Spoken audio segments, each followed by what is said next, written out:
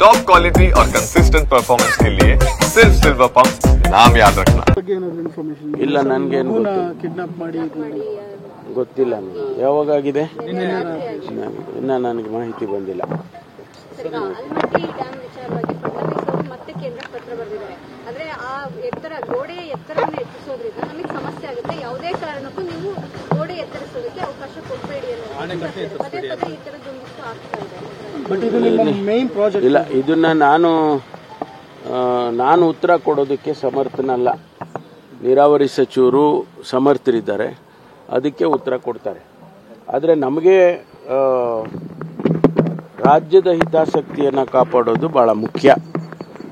ನಾವು ಆಲಮಟ್ಟಿಯನ್ನು ಹೆಚ್ಚು ಮಾಡೋದ್ರಿಂದ ಇನ್ನೊಂದಷ್ಟು ನೀರನ್ನು, ನಮಗೆ ದತ್ತವಾಗಿರ್ತಕ್ಕಂಥ ನೀರನ್ನು ಶೇಖರಣೆ ಮಾಡೋದಕ್ಕೆ ಅನುಕೂಲ ಆಗುತ್ತೆ.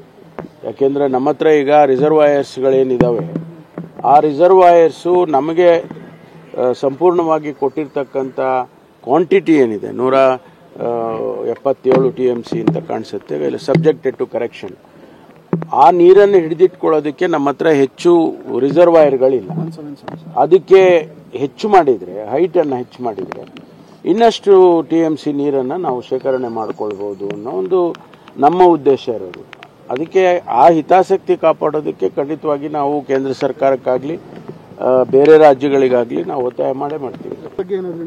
ಇಲ್ಲ, ನನಗೇನು ಕಿಡ್ನಾಪ್ ಮಾಡಿ ಗೊತ್ತಿಲ್ಲ ಯಾವಾಗಾಗಿದೆ ಇನ್ನ ನನಗೆ ಮಾಹಿತಿ ಬಂದಿಲ್ಲ ಆಲ್ಮಟ್ಟಿ ಡ್ಯಾಮ್ ವಿಚಾರವಾಗಿ ಫಡ್ನವೀಸ್ ಅವರು ಮತ್ತೆ ಕೇಂದ್ರಕ್ಕೆ ಪತ್ರ ಬರೆದಿದ್ದಾರೆ. ಆದ್ರೆ ಆ ಗೋಡೆಯ ಎತ್ತರವನ್ನು ಹೆಚ್ಚಿಸೋದ್ರಿಂದ ನಮಗೆ ಸಮಸ್ಯೆ ಆಗುತ್ತೆ, ಯಾವುದೇ ಕಾರಣಕ್ಕೂ ನೀವು ಗೋಡೆ ಎತ್ತರಿಸೋದಕ್ಕೆ ಅವಕಾಶ ಕೊಡಬೇಡಿ ಅನ್ನೋದು ಪದೇ ಪದೇ ಈ ತರದೊಂದಿಷ್ಟು ಆಗ್ತಾ ಇದೆ. ಬಟ್ ಇದು ನಿಮ್ಮ ಮೇನ್ ಪ್ರಾಜೆಕ್ಟ್ ಇಲ್ಲ, ಇದನ್ನ ನಾನು ಉತ್ತರ ಕೊಡೋದಕ್ಕೆ ಸಮರ್ಥನಲ್ಲ.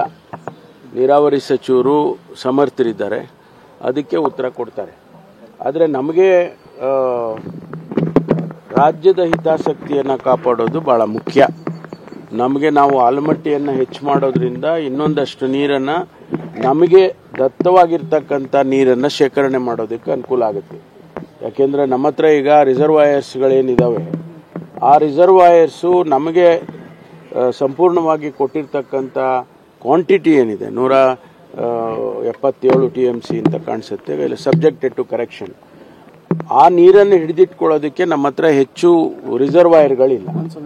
ಅದಕ್ಕೆ ಹೆಚ್ಚು ಮಾಡಿದರೆ, ಹೈಟನ್ನು ಹೆಚ್ಚು ಮಾಡಿದರೆ ಇನ್ನಷ್ಟು TMC ನೀರನ್ನು ನಾವು ಶೇಖರಣೆ ಮಾಡಿಕೊಳ್ಬೋದು ಅನ್ನೋ ಒಂದು ನಮ್ಮ ಉದ್ದೇಶ ಇರೋದು. ಅದಕ್ಕೆ ಆ ಹಿತಾಸಕ್ತಿ ಕಾಪಾಡೋದಕ್ಕೆ ಖಂಡಿತವಾಗಿ ನಾವು ಕೇಂದ್ರ ಸರ್ಕಾರಕ್ಕಾಗಲಿ ಬೇರೆ ರಾಜ್ಯಗಳಿಗಾಗಲಿ ನಾವು ಒತ್ತಾಯ ಮಾಡ್ತೀವಿ.